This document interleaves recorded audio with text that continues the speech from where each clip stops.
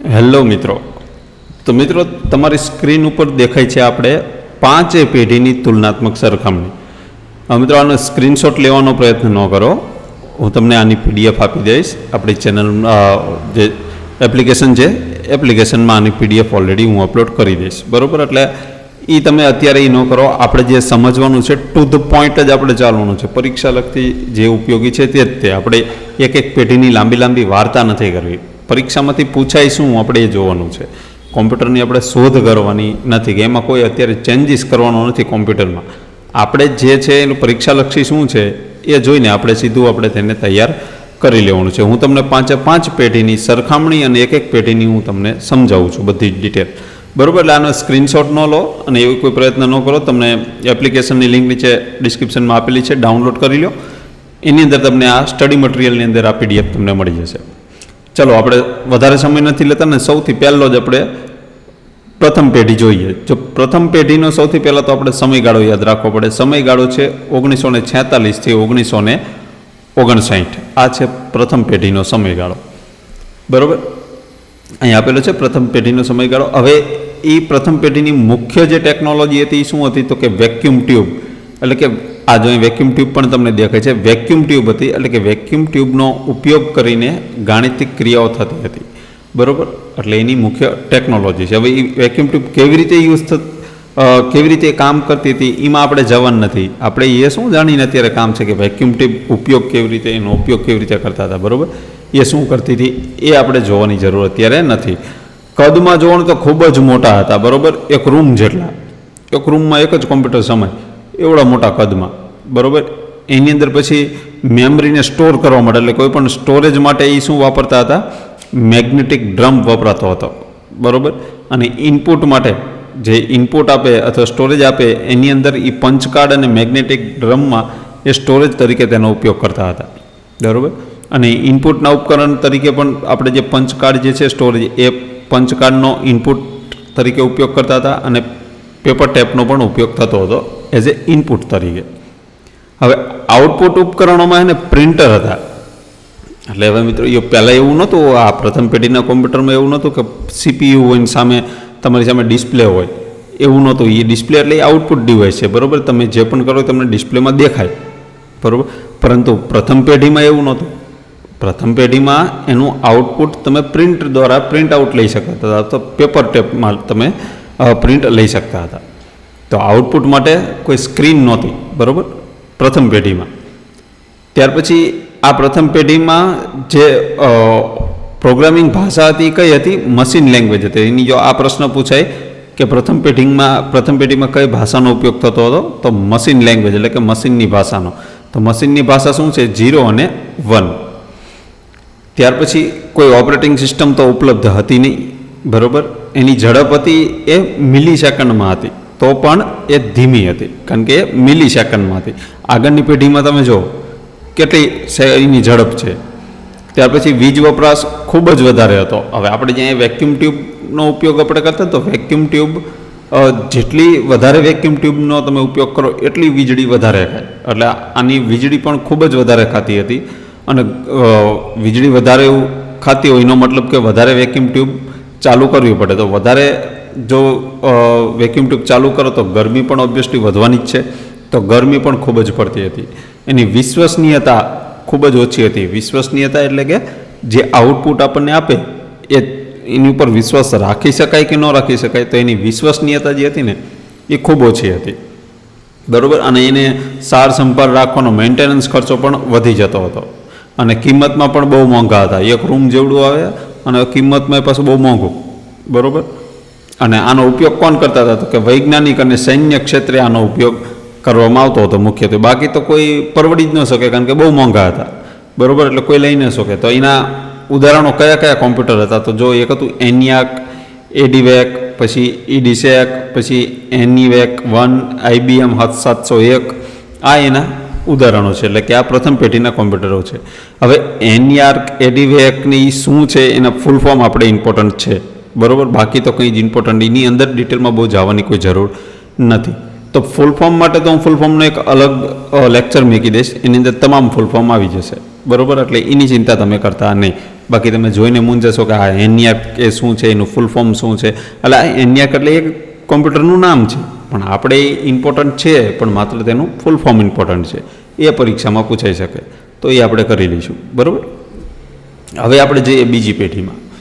તો બીજી પેઢીનો સમયગાળો શું છે, તો કે 1959થી 1965. હવે જો મિત્રો હવે મજા આવશે, હવે તુલના થાય છે પ્રથમ પેઢી સાથે. તો જો અહીંયા મુખ્ય ટેકનોલોજી બીજી પેઢીની હતી ટ્રાન્ઝિસ્ટર. પહેલાંમાંથી વેક્યુમ ટ્યુબ અને બીજામાં શું આવી ટ્રાન્ઝિસ્ટર. ત્યાર પછી કદમાં કેવા હતા, તો કે પ્રથમ પેઢી કરતાં નાના, હજી મોટા તો હતા જ બરાબર, પણ પ્રથમ પેઢી કરતાં નાના હતા.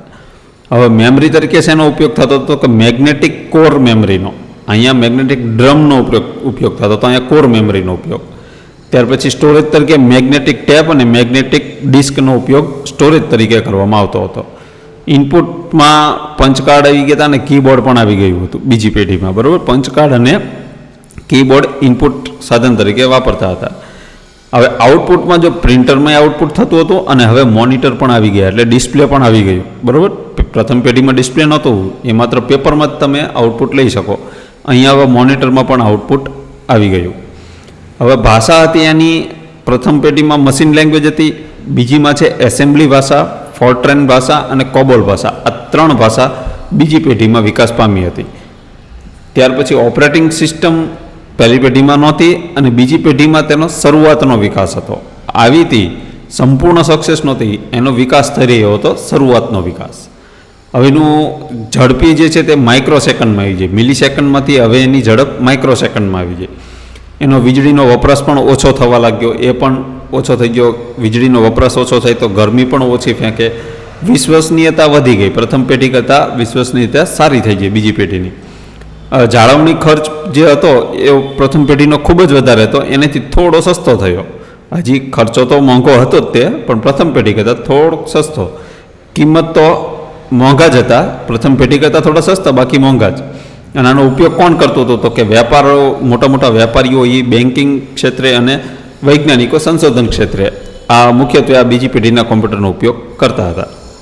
હવે એના આપણે ઉદાહરણ જોવા હોય તો ઉદાહરણ છે IBM 1401, IBM 7094 અને CDC 1604. આ મુખ્યત્વે તેના ઉદાહરણો છે બીજી પેઢીના કોમ્પ્યુટરના. હવે આપણે સ્વિચ થઈશું ત્રીજી પેઢીમાં. હવે ત્રીજી પેઢીનો સમયગાળો છે 1965થી 1971. હવે જો ટ્રાન્ઝિસ્ટરની જગ્યાએ શું ઇન્ટિગ્રેટેડ સર્કિટ, એટલે શું આવી ગયું, IC આવી ગયું. બરાબર. હવે IC આવ્યું એટલે કદ બહુ જ નાનું થઈ ગયું. બરાબર. અને જે મેમરી જે છે તે મેમરી જેવી સેમી કંડક્ટર મેમરીનો ઉપયોગ થવા માંડ્યો. ઓલો મેગ્નેટિક નો ઉપયોગ જતો રહ્યો, હવે સેમી કંડક્ટર મેમરી. બરાબર. મેગ્નેટિક ડિસ્કનો સ્ટોરેજ તરીકે ઉપયોગ થવા માંડ્યો. જે હાર્ડ ડિસ્કમાં તમે જો, હાર્ડ ડિસ્ક કદાચ તમે જોયેલી હોય ને તો આવું તમને દેખાય. આ રેમમાં તમે, આ રેમ જ છે. બરાબર. રેમ આવી દેખાય. આમાં શું સેમી કંડક્ટરનો ઉપયોગ કરીને આ મેમરી બનાવવામાં આવી છે.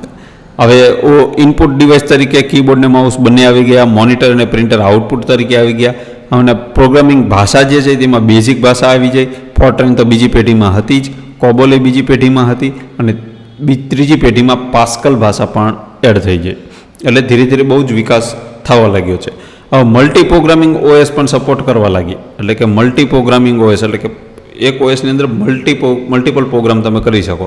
આપણે કરતા હોય ને કે કોમ્પ્યુટરની અંદર આપણે ગીત સાંભળતા હોય, બેકગ્રાઉન્ડમાં ગીત ચાલુ હોય, ઉપર આપણે કંઈક ટાઈપિંગ કરતા હોય, તો કોમ્પ્યુટરમાં કોઈ વર્ક કરતા હોય, તો આ શું કહેવાય, આ મલ્ટી પ્રોગ્રામિંગ એટલે કે મલ્ટીટાસ્કિંગ ઓપરેટિંગ સિસ્ટમ છે, એ પણ ત્રીજી પેઢીમાં આવી ગઈ હતી. હવે એની ઝડપ જુઓ તમે, પહેલી પેઢીમાં મિલી સેકન્ડ, બીજીમાં માઇક્રો સેકન્ડ અને ત્રીજીમાં તો થઈ જાય નેનો સેકન્ડ. બરાબર. વીજ વપરાશ પણ ખૂબ જ ઓછો થઈ ગયો સેમી કંડક્ટર આવવાથી. બરાબર. વીજ વપરાશ ઓછો તો ગરમી ખૂબ જ ઓછી જ લાગે. વિશ્વસનીયતા કેવી વધારે સારી થઈ જાય, એટલે તેના પર ભરોસો મૂકી શકાય. જાળવણી ખર્ચ હજી મધ્યમ થયો છે, ઓછો તો નથી થયો. બરાબર. મધ્યમ થયો છે. હવે કિંમત પ્રમાણમાં સસ્તા થઈ ગયા. બરાબર. જે ઉદ્યોગપતિઓ અને શિક્ષણ ક્ષેત્રે, વ્યાપાર ક્ષેત્રમાં વાપરી શકે એટલી તેની કિંમત થઈ ગઈ છે. બરાબર. અને એના મુખ્ય ઉદાહરણો આપણે જોઈએ કયા કયા કોમ્પ્યુટર, તો કે IBM સિસ્ટમ 360, PDP 8 અને હોનીવેલ 6000. આ એના મુખ્યત્વે ત્રીજી પેઢીના કોમ્પ્યુટરો હતા. હવે ચોથી પેઢી. હવે ચોથી પેઢી એટલે જો એનો સમયગાળો 1971થી વર્તમાન સુધીનો, બરાબર, એટલે કે અત્યાર સુધીનો. જો કે આમ તો કે અત્યાર સુધીનો તો ન કહી શકાય, કારણ કે અહીંયા આપણે આર્ટિફિશિયલ ઇન્ટેલિજન્ટ અત્યારે પણ આવી ગયું છે, બરાબર. એટલે તો આપણે એનું જોઈએ તો આ ત્રીજી પેઢી પછી ચોથી પેઢીમાં શું આવ્યા? માઇક્રો પ્રોસેસર આવ્યા, બરાબર. માઇક્રો પ્રોસેસર આવ્યા ને એટલે એની જે કદ જે છે તે બહુ જ નાના થઈ ગયા. એટલે ડેસ્કટોપ અને લેપટોપ જે આપણે અત્યારે યુઝ કરી રહ્યા છીએ, બરાબર, એનો ઉપયોગ થવા લાગ્યો. પછી સેમિકન્ડક્ટર મેમરી, જેમાં રેમ, રોમ અને કેશ મેમરી, આ સેમિકન્ડક્ટરના કારણે આપણને 3 મેમરી જોવા મળે છે. પછી સ્ટોરેજ માટે હાર્ડ ડિસ્ક, SSD અને ઓપ્ટિકલ ડિસ્કનો ઉપયોગ થવા લાગ્યો, આપણે જે આપણે વાપરીએ છીએ, બરાબર. ઇનપુટમાં શું આપણે કીબોર્ડ વાપરીએ છીએ, માઉસ વાપરીએ છીએ, સ્કેનર, ટચ સ્ક્રીન. મોબાઈલમાં ટચ સ્ક્રીન જે છે એ પણ એક ઇનપુટ સાધન છે, બરાબર. ત્યાર પછી આઉટપુટ માટે LED, LCD, પ્રિન્ટર, સ્પીકર, આ બધા આઉટપુટના સાધનો છે. હવે પ્રોગ્રામિંગ ભાષામાં C++, જાવા વગેરે લેંગ્વેજો આવી ગઈ. તે ઓપરેટિંગ સિસ્ટમમાં Windows, Linux, make OS, Unix, આ બધી ઓપરેટિંગ સિસ્ટમો આપણે અત્યારે જોઈ રહ્યા છીએ, બરાબર. ત્યાર પછી એની ઝડપ જે છે તે પાઇસ્કો સેકન્ડમાં તેની ઝડપ આવી ગઈ છે, બરાબર. અને વીજ વપરાશ તો ઘણો ઓછો થઈ ગયો, બરાબર. અને ગરમી ખૂબ જ ઓછી. વીજ વપરાશ ઓછો તો ગરમી ઓછી જ થવાની છે. વિશ્વસનીયતા આપણે સોરી મિત્રો, વિશ્વસનીયતા જે છે તે ખૂબ જ ઊંચી છે. એટલે કે આપણે અત્યારે તમે કોમ્પ્યુટર વાપરતો એના આઉટપુટ ઉપર તમારે ભરોસો કરવો પડે, અને ભરોસો આપણે કરીએ છીએ અને સાચું પણ હોય છે, એમાં ખોટું હોતું નથી. એટલે વિશ્વસનીયતા પણ વધી છે. અને જાળવણી ખર્ચ, મેન્ટેનન્સ ખર્ચો જે છે એ પણ આપણે અહીંયા ખૂબ જ ઓછો થઈ ગયો છે, બરાબર. મેન્ટેનન્સ ખર્ચો પણ કેવો થઈ ગયો છે? ખૂબ જ ઓછો. અને કિંમત કેવી છે? તો કે સામાન્ય લોકો માટે ઉપલબ્ધ છે. એટલે કે આપણી જેવા લોકો પણ આ કોમ્પ્યુટર બહુ જ ઇઝીલી ખરીદી શકે છે. હવે એનો ઉપયોગ ક્યાં ક્યાં થવા માંડ્યો? ઓફિસમાં થયો, ઉદ્યોગમાં થયો, બરાબર. ઇન્ટરનેટમાં પણ થાય છે, ઇન્ટરનેટ પણ આવી ગયું. પરંતુ હવે તો ઘરમાં પણ એનો ઉપયોગ થવા માંડ્યો. એ લેવલના કોમ્પ્યુટર નાના બની ગયા. એટલે કે લેપટોપ અત્યારે સામાન્ય માણસો પાસે પણ લેપટોપ હોય છે. હવે એના મુખ્ય ઉદાહરણ જોઈએ તો કે IBMના PC જે છે, એપલ મેસિન્ટોશ છે, ઇન્ટેલ આધારિત જે પણ કોમ્પ્યુટર છે, એ બધા કોમ્પ્યુટર આપણે ઉપલબ્ધ છે. હવે 5મી પેઢી મિત્રો, 5મી પેઢી એટલે આપણે આમ જોઈએ ને તો આ વર્તમાન પેઢી જ છે, બરાબર. આમ જોઈએ તો આ 5મી પેઢી શું છે? વર્તમાન પેઢી જ છે. કારણ કે તમે જો 5મી પેઢીમાં શું છે તો કે વર્તમાન અને ભવિષ્ય, બરાબર. તો હજી વર્તમાનમાં આપણે શું છે? આર્ટિફિશિયલ ઇન્ટેલિજન્ટ આપણે વાપરીએ છીએ, જે ChatGPT, બરાબર, OpenAI, આ બધું આપણે વાપરીએ જ છીએ. પછી એનું કદ કેવું છે? અતિ સૂક્ષ્મ અને સ્માર્ટ ઉપકરણો. અત્યારે જો તો સ્માર્ટ વોચ પણ આવી ગઈ. આ સ્માર્ટ વોચ રહી છે એની અંદર પણ બધી સિસ્ટમો છે. એની અંદર પણ તમે એઆઈનો ઉપયોગ કરીને તમે કોમ્પ્યુટરમાં બધું જ કરી શકો છો. કોમ્પ્યુટરમાં જે કરી શકો એ તમામ કામ તમે સ્માર્ટ વોચમાં પણ અત્યારે કરી શકો છો. એવી સ્માર્ટ વોચો આવી ગઈ છે, બરાબર. અને મેમરીની વાત કરીએ તો અતિ આધુનિક હાઈ સ્પીડ મેમરી અત્યારે ઉપલબ્ધ છે. સ્ટોરેજ માટે SSD, ક્લાઉડ સ્ટોરેજનો ઉપયોગ થવા માંડ્યો. તમારા લોકલ લેવલે તમે સ્ટોરેજની કોઈ જરૂરિયાત નથી. ક્લાઉડ સ્ટોરેજ આવી ગયા, ડિસ્ટ્રીબ્યુટેડ સ્ટોરેજ આવી ગયા. એટલે કે તમારે કોઈ એનો લોડ રહે નહીં. ત્યાર પછી એના ઇનપુટ ઉપકરણો શું? કે વોઇસ આપણે બોલીને પણ કરીએ છીએ ને, બોલીને ઇનપુટ આપે છે. ChatGPTને નથી કહેતા કે મારે આ ટોપિક વિશે મને આ બધું આ સમજાવો, મને આવું પિક્ચર બનાવીને દો. આપણે એવું ટાઈપ નથી કરતા, બોલીને મેસેજ મોકલીએ છીએ. પછી ટચ તો આપણે જોયું, બરાબર. પછી જેસ્ચર એટલે કે તમે ફેસ, તમે જો મોબાઈલમાં લોક પણ એવા આવે છે ને કે તમારી આંખ સામે રાખો તો ઓટોમેટિક લોક ખુલી જાય. આ બધા ઇનપુટ સાધનો છે. બાયોમેટ્રિક સેન્સર, જે આપણે ફિંગરથી લોક ખોલીએ છીએ મોબાઈલનો, એવો કોમ્પ્યુટરમાં પણ ફિંગરથી લોક ખુલે. લેપટોપની અંદર ફિંગર લોક આવે છે.